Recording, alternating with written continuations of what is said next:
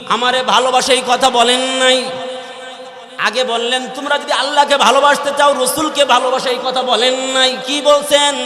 ইত্তাবিউনি,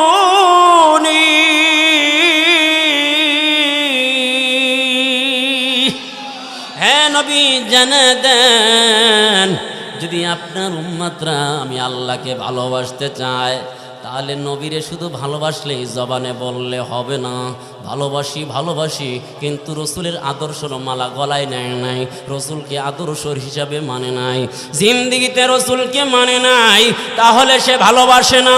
আল্লাহকে ভালোবাসতে হলে তাহলে আপনি নবীর অনুকরণ করতে হবে, আদর্শ মানার মাধ্যমে ভালোবাসতে হবে।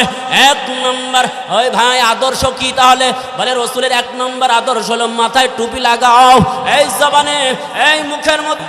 তাদেরকে জোর প্রয়োগ করতেছে, এই বল তোরা সৈন্যবাহিনী কতজন, আর সে বলতেছে না। রাসূলুল্লাহ সাল্লাল্লাহু